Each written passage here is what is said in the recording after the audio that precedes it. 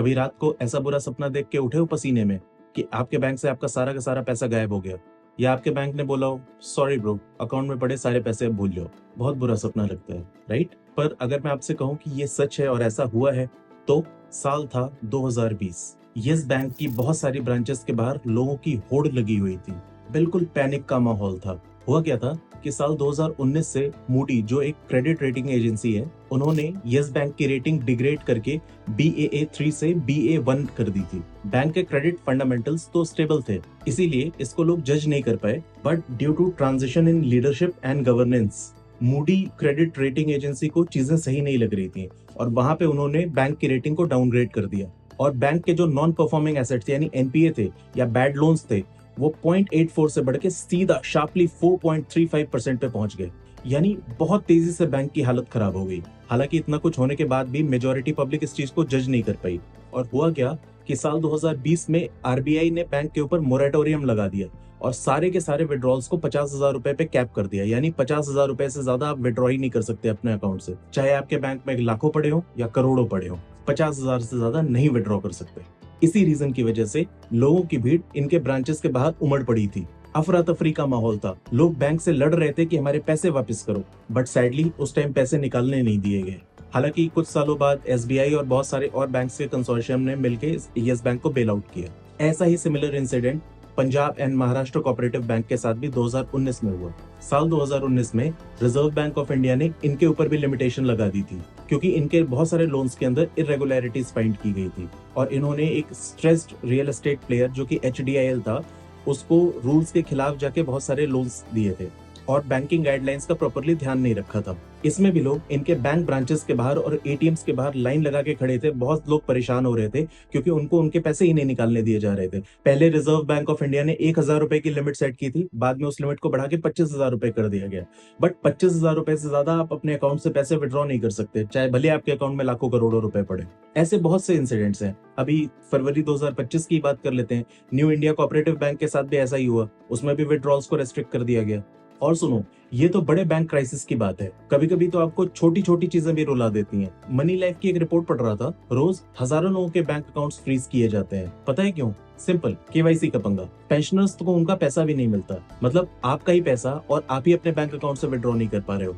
Unbelievable, right? अब आप सोच रहे होगे यार डरा क्यों रहे हो, कोई सोल्यूशन हो तो बताओ। चलिए चैनल इंट्रो रोल करते हैं और सोल्यूशंस की बात करते हैं। तो देखिए दोस्तों, अगर हम इसके सॉल्यूशंस की बात करें तो यहाँ पे 3 बैंक रूल आपकी हेल्प कर सकता है। अब वो क्या है, वीडियो में आगे जानेंगे, पर उससे पहले आपको RBI की DICGC स्कीम के बारे में बता देता हूँ। देखिए, आप ऐसे समझिए कि रिजर्व बैंक ऑफ इंडिया की एक स्पेशल फोर्स है, DICGC, deposit insurance credit guarantee corporation. ये क्या करती है? देखिए, ये हर बैंक में अप्लाई होती है और हर डिपॉजिटर के, चाहे वो किसी भी टाइप का डिपॉजिट हो आपके बैंक में, 5 लाख रुपए प्रिंसिपल प्लस इंटरेस्ट 5 लाख रुपए तक कवर करती है, या आपके 5 लाख रुपए तक को इंश्योर करती है। अगर बैंक डूबा तो DICGC आपको आपकी एक्चुअल वैल्यू या मैक्सिमम 5 लाख रुपए तक वापस दिलवाएगी। चलो, थोड़ी सांस तो आई, और वो भी हर बैंक में 5 लाख रुपए तक की लिमिट है। सो फॉर एग्जांपल, अगर आपके 3 अलग अलग बैंक में 3 अकाउंट्स हैं, तो हर एक अकाउंट पे ये 5-5 लाख रुपए की लिमिट इंडिविजुअली अलॉट की जाएगी। तो हो गया ना आपके 15 लाख रुपए तक इंश्योर। तो अगर आपके 3 बैंक अकाउंट्स हैं तो आपके 15 लाख रुपए इंश्योर हो गए, 4 बैंक अकाउंट हैं तो 20 लाख रुपए तक इंश्योर हो गए। And this is huge. अब 3 बैंक रूल, तो क्या है ये 3 बैंक रूल? सिंपल फंडा, अपना पैसा एक जगह इकट्ठा मत करो। कम से कम 3 बैंक में आपके अकाउंट्स होने चाहिए। आपके अपने पैसे 3 अकाउंट्स में डिवाइडेड होने चाहिए, क्योंकि जैसे मैंने पहले बताया, हर एक बैंक DICGC से 5 लाख रुपए तक इंश्योर्ड है, तो पर बैंक आपके 5 लाख रुपए तक सिक्योर होंगे। आप चाहो तो उससे भी ज्यादा बैंक अकाउंट खोल के उनमें भी और डाइवर्सिफाई कर सकते हैं। देखिए, मल्टीपल बैंक्स में अपने पैसे को रखने का और भी कई सारा फायदा है और रिस्क भी डाइवर्सिफाई होता है। जैसे फॉर एग्जांपल सर्वर आउटेज, कि एक बैंक का सर्वर डाउन है, आपको इमरजेंसी में पैसों की जरूरत है, तो आप अपने दूसरे बैंक अकाउंट से पैसे विड्रॉ कर सकते हो। आजकल साइबर अटैक का जमाना है, अगर एक बैंक में साइबर अटैक हो गया तो एटलीस्ट बाकी आपके बैंक के पैसे सुरक्षित रहेंगे। प्लस अलग अलग बैंक चूज करने से आपको हर एक बैंक का एडिशनल जो उनके वैल्यू एडेड सर्विसेज और एडिशनल इंटरेस्ट रेट होते हैं वो आपको बेनिफिट मिल जाएगा। फॉर एग्जाम्पल, एक बैंक हो सकता है आपको 6% इंटरेस्ट दे रहा हो, एक हो सकता है 7% का इंटरेस्ट दे। एक बैंक आपको अपने डेबिट कार्ड के ऊपर शॉपिंग बेनिफिट्स दे रहा हो सकता है दूसरा बैंक आपको लाउंज एक्सेस दे दे अपने डेबिट कार्ड के ऊपर, तो आपको ऐसे बहुत सारे बेनिफिट्स मिल जाएंगे। एक और बड़ा रीजन है अलग अलग बैंक्स में पैसे डाइवर्सिफाइड रखने का। आजकल एक भूत सबका पीछा कर रहा है, डिजिटल फ्रॉड। एक रिपोर्ट देखी मैंने, पता है अप्रैल से सितंबर 2024 के बीच में पता है कितने फ्रॉड हुए? 18,461 केसेस, और अमाउंट सुन के होश उड़ जाएंगे, 21,367 करोड़ रुपए। पिछले साल से 8 गुना ज्यादा, और इनमें से 85% से भी ज्यादा फ्रॉड्स ऑनलाइन, कार्ड्स के थ्रू या डिजिटली हुए। और फिर आते हैं टेक्निकल आउच मोमेंट्स।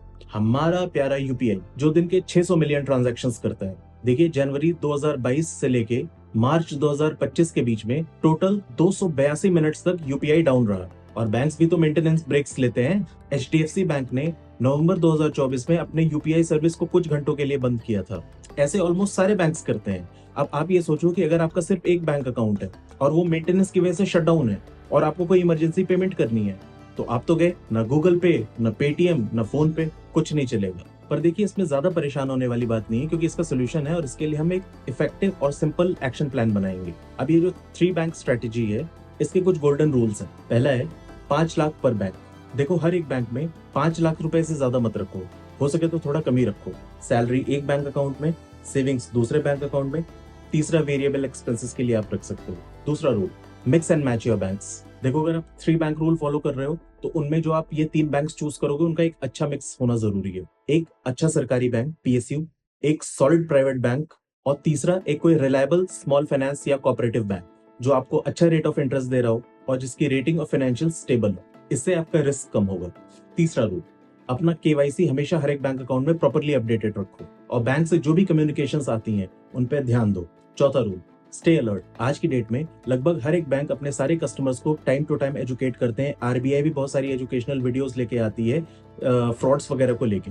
तो आपको सजग रहना बहुत जरूरी है, आपको अलर्ट रहना बहुत जरूरी है। किसी भी अननोन लिंक्स पे क्लिक ना करें, राइट। अपने बैंक की वेबसाइट पे जाके वहीं से जो भी आपकी नेट बैंकिंग वगैरह करनी है वहीं से करें, या बैंक की प्रॉपर ऐप उनकी अपनी वेबसाइट के लिंक से या अपने ऐप स्टोर से ही जाके डाउनलोड करें। अपने पिन या अपने ओटीपीज वगैरह कभी किसी के साथ शेयर ना करें। आपको किसी भी टाइप की अननोन या फ्रॉड कॉल आती है तो उसको इमीडिएटली रिपोर्ट करें और फोन के ऊपर अपनी कोई भी बैंक से रिलेटेड सेंसिटिव इन्फॉर्मेशन ना दें। इस टाइप के और बहुत सारे रूल्स हैं, आप ऑनलाइन जाके सर्च करना, आपको रिजर्व बैंक ऑफ इंडिया के वेबसाइट पे सारी चीजें मिल जाएंगी कि कौन से प्रोटेक्शन मेजर्स आपको लेने हैं अपने पैसे को सेफ रखने के लिए ऑनलाइन फ्रॉड से। 5वां, बैकअप रखो बॉस। देखिए इमरजेंसी के लिए एक क्रेडिट कार्ड और थोड़ा कैश आपके पास रिजर्व में होना चाहिए। थोड़ी देर के लिए बैंक वगैरह की अगर आउटेज हो जाए या कोई ऐसी प्रॉब्लम हो जाए तो एटलीस्ट आप अपने क्रेडिट कार्ड से इमीडिएट नीड्स को आप फुलफिल कर सकते हैं, या अगर आपके पास थोड़ा कैश होगा तो वो आपके काम आ सकता है। और साथ में जिन बैंक्स में आपका अकाउंट है उनकी न्यूज और उनकी बाकी सारी चीजों के ऊपर थोड़ा नजर रखो। आपको जैसे भी लगता है कि कुछ गड़बड़ हो सकती है, कुछ ऐसा है,